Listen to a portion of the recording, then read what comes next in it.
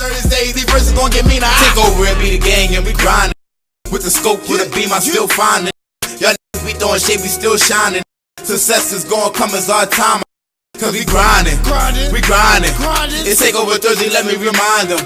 Cause we grindin', we grindin'. It's Takeover Thursday, let me remind them. Take over and be the gang and we grindin'. With the scope, with a beam, I still findin'. Y'all niggas be throwing shade, we still shining. Success is gon' come as our time. Cause we grindin', we grindin'. It's Takeover Thursday, let me remind them. Cause we grindin', we grindin'. It's Takeover Thursday, let me remind them.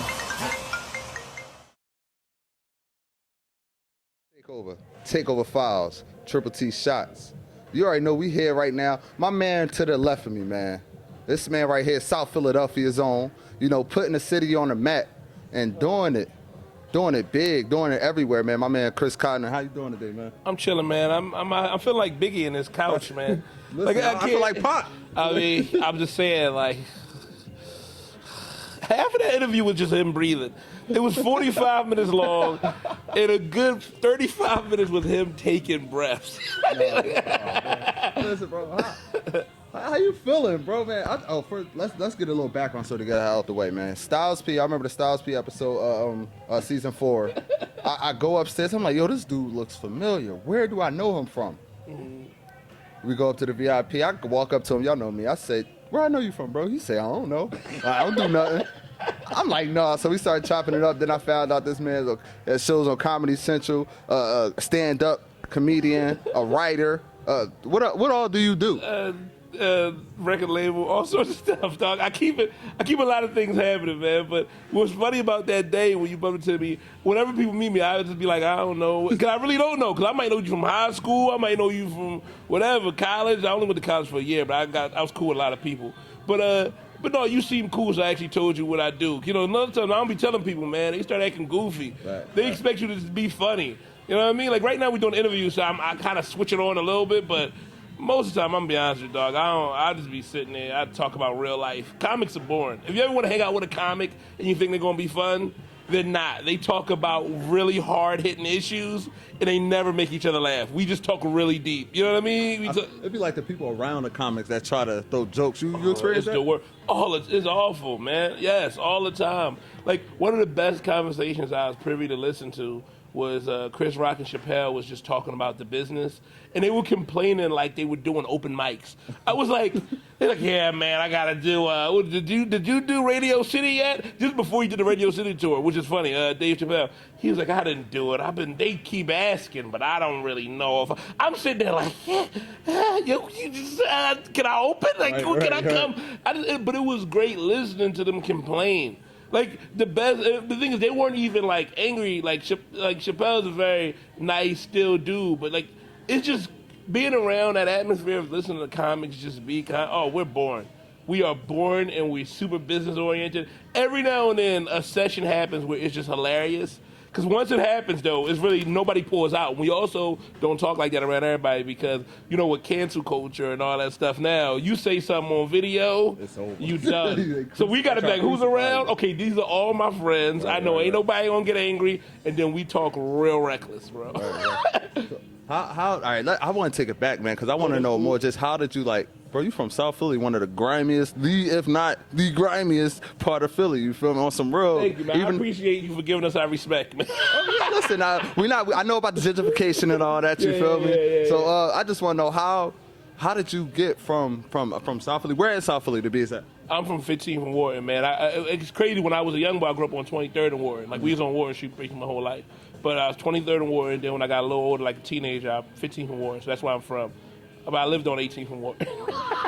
Anybody who's from Philly understand that whole sentence. That's a difficult sentence. Because where you from and where you live, they ain't gotta, because it's a whole nother hood of people on 18th Street, which I'm cool with them, but 15th Street was my squad. You know what I mean? So was you like a funny dude coming? Because now you say, you know, you got to turn it on and off. But like coming up, were you a naturally funny guy, or did you try to, you know, make people laugh? Or was it just something that, like, you started writing, you were a writer first, and then that came into it? Well, no, I always like to be real with you, I always like making people laugh throughout my whole life. Like, my mom was sick growing up, so she liked to laugh. So I just made her laugh. And for me to deal with life, I made everybody laugh. what was crazy was I grew up fighting a lot, and I used to hang out with all the drug dealers. Like, I ain't never sell drugs. So I'm not saying that for the camera. I never did. If I did, I would have said I did, but I never sold shit. But I like to hang out with them, and I would just hang out and tell jokes. I also play, like, sports and all that, so I just would joke all the time. Like, everybody know me from just hanging out, being funny, until it was time to, like, when it was time to play a game, all that turned off, and I, like, basketball, football, got real serious. That's South Philly. And then, but that's the thing, like, that work ethic, man. I love South Philly for that, you know what I mean? So at what point did the comedy come more professional and more like, damn, I could really do this as far as my career? Or when did it turn into a passion?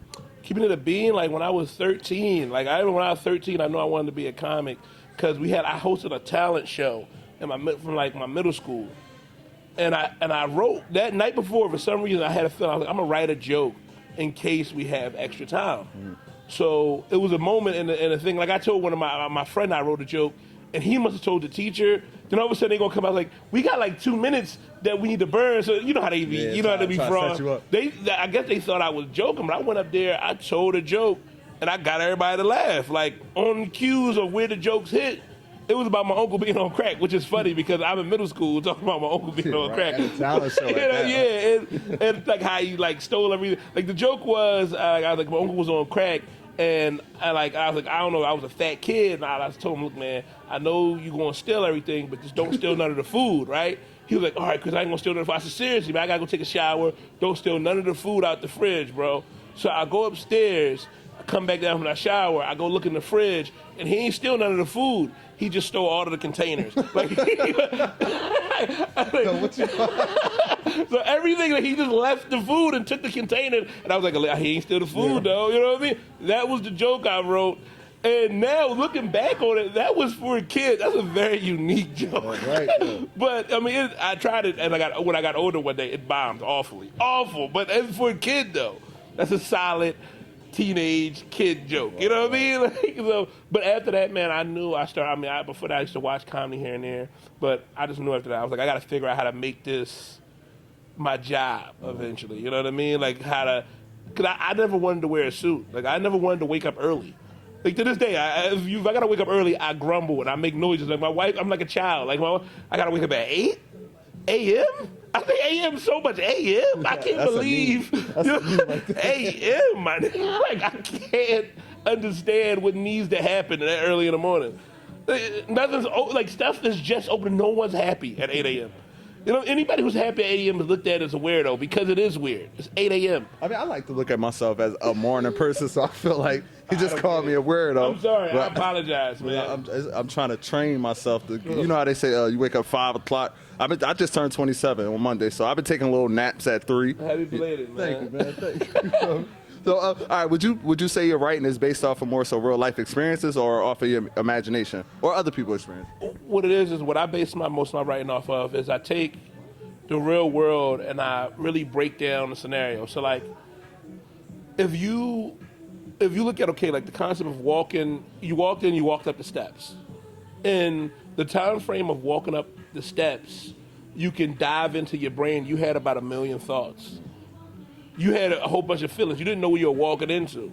You know what I mean? So considering that, what I would do is take that moment of walking into the steps and I would pull out all the thoughts I had in that time frame and expound on that. That could be a half an hour sitcom in and of itself, of episodes just about you walking up the steps. Because then by the time you get to the top of the steps, then you react. That's your big punchline. That's your big sell. Because then when you get there, you expected all these things to happen. People be going crazy. When you get there, it's just 2 old people playing bingo. Who knows? You know what I mean? But that's literally how I look at stand-up. I take these moments and I tell one story that literally only the story itself 2 minutes, the scenario, but it takes me 7 minutes to tell it because I break down the emotions and the feelings. Like, that's what I like. I like that. Yeah, like one of my favorite 2 rappers. Well, my favorite 2 rappers from Philly that motivated me the most, and I got to tell them this and made me feel good, was Black Thought and Beanie Sigel, right? In order, it's actually Beanie Sigel then Black Thought, but I got to say Black Thought first, give him his respect, you know what I mean? But what I loved about Thought, of course, is Thought is just a great lyricist. I mean, you know what I mean? He could do whatever he wants with words. He sees words as an outlet of just telling a story. But then you got Sieg, who told stories, but he focused on emotions. And to see somebody, I remember when The Truth came out, he used to go to my corner store, Miss Lee's, right there on 17th and Wharton. He used to be at my corner store ordering food, right, in his Escalade. I remember that. He pulled up in a silver Escalade. He used to hop out, buy everybody platters and all that. I ain't never go when he was buying platters. I should have. As a fat dude, I wanted to, but I ain't one of those types of people. I just like, man, I want to go down there, but everybody rushing him.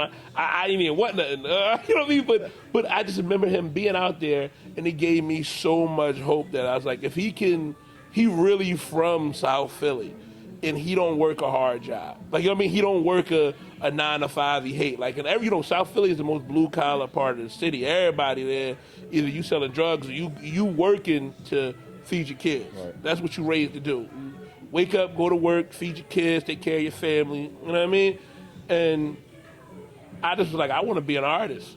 And when I said I want to be an artist, I looked at it the same way people wake up 9 to 5. That's the way I look at artistry. It's like I wake up. That's why I got so many business. That's why I do so many things. That's why I produce, direct. I got the record label. I got whatever I got. I ain't got something to do. I look at it like I'm failing. You know what I mean? Like I should have something to do. I'm an artist. Like don't nobody control my career. I control my career. So if I ain't working, that's on me. Right. You know what I mean? So. Bro, listen, I'm just tapping it in because that's what I try to.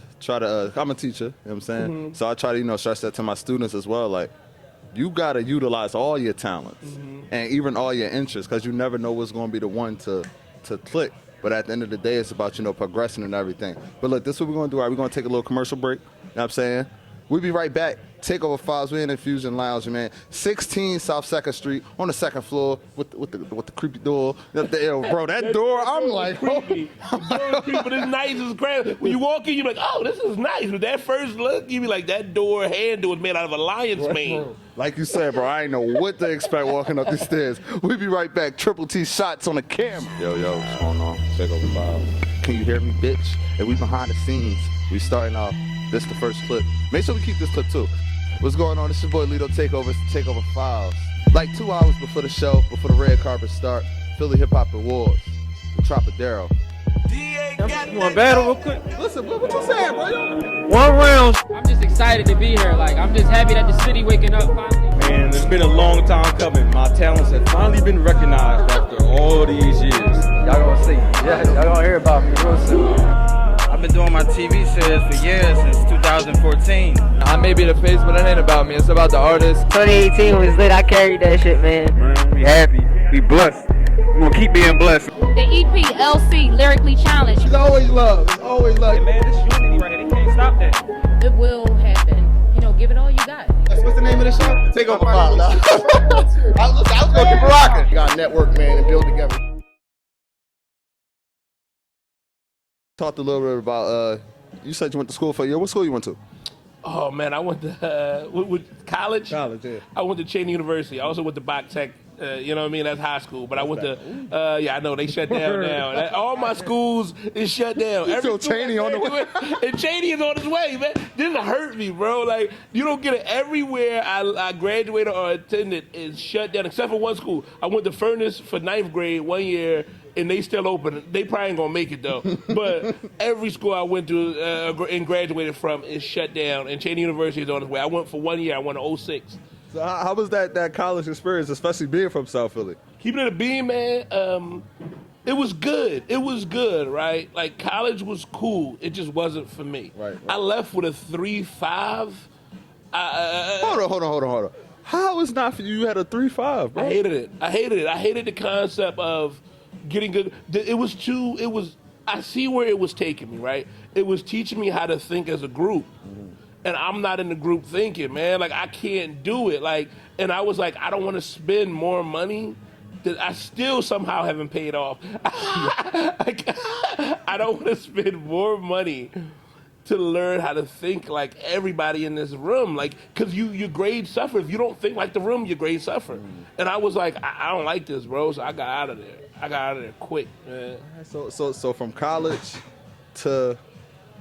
Just tell me about that, from college to taking a career full on head on, as far as writing and it's all connected, man. This is the thing that's hilarious. I went to school And the first week of school, they got the freshman week. Yeah. And they would say they had a talent show. So everybody else telling for talent show what their talent is and everything. That's like a black HBCU tradition. Oh, it's so dog. It's hilarious, right? So we there, and they like, Chris, you going to sign up?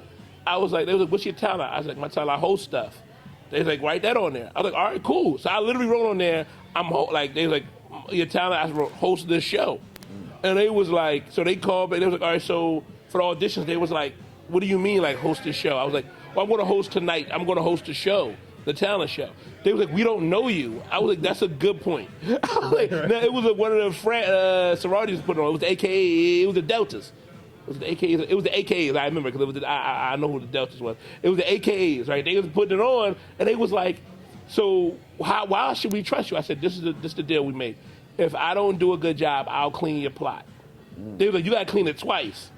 I said, that's a lie, yo. I was like, but I'll make that guarantee. I believe in myself. I said, if I don't do a good job, I'll clean your plot twice. You know what I mean? And we'll go from there. They was like, all right, that's a bet. So they let me host it. I ain't never clean a plot. And after that, the whole year, I was hosting everything. I hosted like all the events. Because they was like, yo, who was Young Boy? He funny. I didn't have no jokes. I didn't write anything. I just was coming up top. I would do like 20 minutes of crowd work and just busting on people. Like that's what I'll talk about and bust on it, talk about myself a little bit and just talk. Then Homecoming came up and they had the Homecoming comedy show. And they was like, yo, Chris, you should do 5 minutes. I was like, I want to, but I ain't know if I'm ready because Cheney be booing people, bro. Yeah, like Cheney, bro. they ain't feel the they boo. Up the steps. See a comic. But yo, so they was booing people. They ain't care. So I'm in there. I go up. I got 5 minutes. 30 seconds in. Boo! And they wasn't just booing me. They was booing me by name. Like they knew me. These are all people that know me. Yo, Chris, one day I remember he said, yo, Chris, what is you doing up there? Chris, they just having conversations. This is conversational booze, right? So I get off in 30 seconds. They talk. The next day, I'm in the cafe at brunch. Yo, trying to order an omelet. Yo, what was you doing? Bro, I'm trying to order an omelet, man. He's like, yeah, I was trying to enjoy myself. You ruined that too. So now I gotta ruin your omelet. I'm like, these dudes, but it was fun though, man. So from there, I did 2 more shows at Cheney. Got booed both of them. Second time, I got booed after like 2.5 minutes. Third time, I got booed with only 30 seconds left. And after that, I said to myself, yo, I'm getting nice, dog. I said, I'm going to do this. And I said, I'm a comic. I'm going to do this. So I started going back and forth from Cheney to Philly so every time I could to do open mics. And then after that, I never turned back. I left school, started doing comedy. I told my dad, I'm going to be a comic. He was like, all right. My dad a preacher, so he looked at it like, he said, look, he also a teacher. That's his main. He made money teaching, but he's a preacher too. He was like, look, if you going to be he looked at it like it was a calling. He said, look, if you going to be a comic, you're going to take it serious. If you just want to do it as a hobby, do it as but if you're going to leave school, you can't go back. I was like, all right. And I went I thought about it. I went all in. I'm still doing it. You know what I mean? Right. So all right, you know how nowadays, like we was talking about different movements, the Me Too era, everybody's just so sensitive. How do you find that balance? As far as, because I seen you a couple of your stand-ups. I seen your show, you talk to a lot of diverse people. You feel me? You know how to switch it up. You know what I'm saying? You go from, yo, this is Krista. Hello, how you doing? So you know what's crazy? I grew up, like I said, my pop was a preacher, so I couldn't never, curse or nothing like that. I couldn't act too reckless. My dad is a very loose dude, though. Don't get me wrong, he ain't one of those dudes who wear the suit, it's just us in the house. No, he was real lax, Pop. He was real chill. He was a South Philly dude at the end of the day, too. And my grandpa was a deacon. He was one of the deacons that used to curse, though, so he was dope. He was the best, right? But now, with all that being said, I don't really switch it up. I did learn that I had to lighten up on my South Philly accent just so people can understand me better. Mm-hmm. So I won't go in laying hard. Even when I'm talking now, I'm not going to lay in hard with some of the slang that South Philly use because, it's real. It's just lazy talking. That's all South Philly is. It's just we just find a way to make a sentence go from 7 words to 4. Yeah. So it's broken sentences. You know what I mean? So I had to learn that. Other than that, I don't switch up shit. I kind of just talk, bro. You know what I mean? Oh man, bro. So how did the Comedy Central come about, man? Just as far as that. This is hilarious, right? One night, right, and this is truth. I'm giving you an exact layout. I wrote about it. I got a book coming out called What My Dad Did, My Theory on Joke Writing, right? That's going to come out soon. It's literally, I'm trying to get the release date. I just don't have it. I've been talking to the editor. We're 95% there, right? But one night I was up like later because I just was quitting. I told you what I was telling you off camera. For a good 2 years, I was trying to quit comedy. Like I was done with it. I quit. And in trying to quit, I was like, well, I'll find a writing job. If I can't find a writing job, I'm done, right? So I started Googling, because I honestly started when you trying to get a real job. So I was updating my resume, and I realized I got a big hole in that resume. It's been 8 years, but I ain't work a job, a quote-unquote job. So I said, all right, let me go to my comedy resume and see what I can do, which was full of stuff. So I said, all right, I'm going to apply for some writing jobs. And when I applied for these jobs, I was so angry that night. I didn't try to get the job. I just tried to write as honestly as possible and as angry as possible. So I did it, and next thing you know, like a few months later, I'm literally at I was working with kids, right? I was just like talking to them. I wasn't even getting paid for it. It was kind of like an interview for that job. And I still got my email, like, you're in the second round of the competition. I was like, I was in a competition? And I didn't realize it because I was so angry that night. I just filled out anything. Yours is venting. I was really, real talk, it was me venting to the industry like, F y'all not going to hire me if I tell y'all the truth. And honestly, I told them the truth, and I go to second round, third round, fourth round. Both off of that one joint? Off of that one joint, and then I kept going. No, it was like I put in that, then they brought me in, auditioned me some more, and by the end of it, I'm sitting there like, and I didn't, honestly, the whole time, I had a thing where I said, I'm not going to tell them any jokes. I said, I'm going to just tell them about how I feel. And I did that the whole time. And that shit worked, and they hired me. I was like, what the fuck is wrong? And that was one of those moments where I said to my wife, I said, look, man, I said to my homie who was like, man, I don't know about God. I said, look, even if you don't believe in God, you don't got to believe in it. I said, it was one of those moments where I quit. And I was like, I need to make money. And but I don't want to make it doing dumb shit. Yeah. And I was like, and that job did not exist. And it was the job I wanted. And it was like, all right. Literally, God was like, all right, here, I'm going to create a job, have you do it. And then when that time frame is done, you'll be able to have your career. And literally, that's what happened. It was a new, when I got to this, we've never had this position before. We just created it, and we looked up these people, and we found y'all. And I was like, Wow. I said to my wife, that is eerily, that was like, on some all right, God, I see you. I can't quit. I get it. You know what I mean? Okay, this is my calling. This is what I have to do. You know what I mean? So that's how that came about. I did it. You know what I mean? I did it for a year. They didn't renew me. It's not growing the greatest for them anyways. They kind of did me a small favor, but since, man, honestly, I've been back in Philly and things feel a lot better now. You know what I mean? So what was just going through that time in your life? What was your greatest experience or your best experience that you've been through? Whether being, I saw you did the roasting for Bruce Willis, or just different things. What was something that you're always going to remember more than most? To be honest with you, it was having conversations with some of the other performers of color, especially the black men who like the comics and stuff who work in that side of the industry. How we all felt the same. We felt undervalued and that we had to work harder, but we also felt like if we quit on this, that the next group has to work even harder. We felt the responsibility, and we all realized that we were stepping up to the plate, but we also realized the public, they always look at, it's funny, you always had in our time frames, you had the people who did it in the hood and got it through the hood in that way, so you would have your, I would say, let's say, who's Eddie, who kind of got it on mainstream, but he was through the hood also.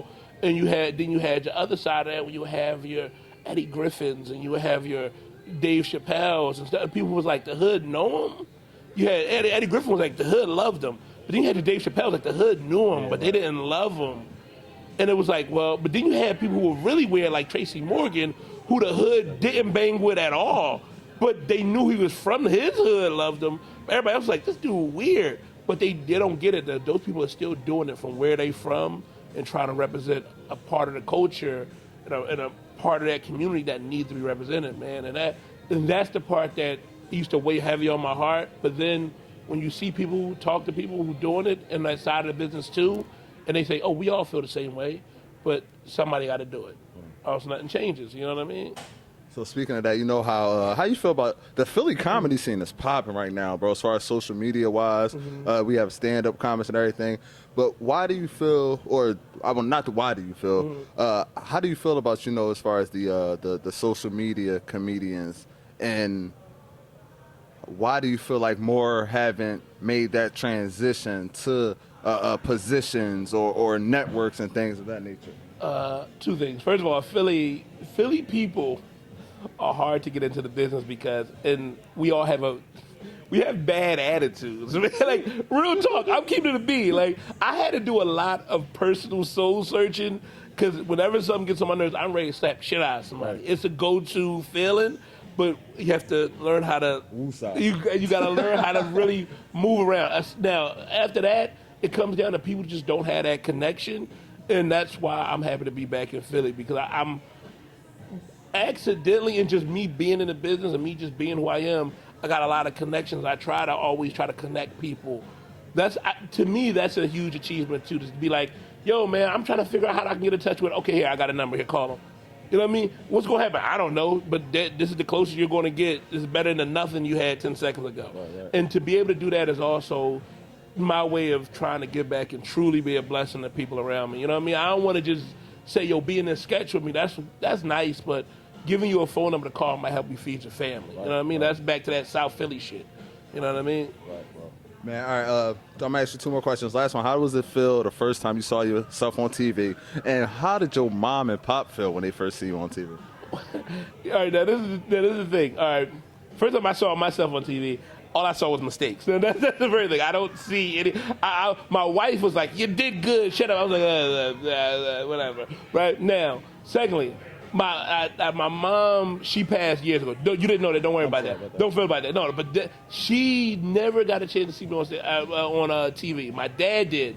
My dad is weird because my dad was like, yeah, that's good. And he was happy. He's like, I'm happy. The way that we talk, because we so masculine too. Sometimes it's not brutally bad masculine, but it's like one of those things like, I don't know how to do happiness. None of the males in my family know how to be like, yeah, like I don't know how to truly be like, yes. I don't know how to jump for joy. I only know how to be like, that was good. Like, you know, that's the most happy. I smiled. Isn't that good enough? You know what I mean? So my dad was happy though. He was happy. He was proud. You know what I mean? He was like, yeah, he said he told people. That's always good. When, you know, people tell you, I called Perf. Like, he called a regular friend. I was like, I told him you're on TV. He checked it out. He said it was good too. We got to check you out more. Like, that's like, oh yeah, I'm doing good. My dad said he got to check me out more. Got that approval. Yeah. All right, so last question, man. It's gonna be a two-part question. That's cool. All right. First, what does comedy mean to you? And when it's all said and done, what do you want your legacy to be? Comedy to me, man. Comedy is, to be honest with you, it's the only thing, the framework that kind of guided me through life. Be honest with you, like when I wanted to quit because it was after my mom passed, which is funny. I didn't know why I was still doing it. I had no reason to do it anymore. My mom wasn't alive. She liked to laugh. I couldn't make her laugh. I didn't care. You know what I mean? But then it kind of reformatted my life and kind of got things back on track. It's the only thing that kept me from being truly like a drug dealer at some point. You know what I mean? Like in sense, like even from a kid to now. What do I want my legacy to be? Just a dude who helped everybody and didn't want nothing. That's literally it. I just want people to realize, like, he helped everybody. He gave out as much as he could, and he didn't want nothing back. You know what I mean? But thank you if you gave something back. He appreciates you giving something back. But if you don't have it, I also realize there's a time frame when nobody has it until somebody can give it to them. You know? So. Man, listen, my man Chris Cotton. I told y'all since we met at that Styles Speed, John, it's definitely been thorough. You feel me? A lot of laughs through certain conversations, but definitely a cool dude. You feel me? Like he said, man, this dude helped me in ways that, you know what I'm saying, we ain't gonna talk to y'all about. Y'all just gonna see. You feel me? But like he said, man, just generous. You feel me? Coming from South Philly, putting Philly on the map, doing Comedy Central, doing interviews, pop-ups, red carpets, stand up. We stand up tonight at Infusion Lounge. So, real quick, shout out to Instagram for everybody. Oh man, you can find me everything. All my social media is Cotton215. You know what I mean? Cotton and numbers 215. You know, so real easy. That's for everything. YouTube, Twitter, Instagram, all that. So that's one thing. Yeah, that's it. That's all. Listen, man. My man Chris Cotton, I appreciate you, bro. He's Thank definitely you, doing his thing. It's your boy Lito Takeover Files. Listen, man, this is my first interview. I was 27, so I'm feeling good. Y'all see we sitting down, tried to get a little bit more intimate, tried to set up the questions right, try to build a little timeline, but at the end of the day, it's all about progression. And my man is definitely showing me and helping lead the way. Chris, appreciate you. Your boy Lito Takeover, Triple T shots on the camera, and Fusion 16 South 2nd Street, Philadelphia, PA. Where else will we be? Takeover Files. See y'all later.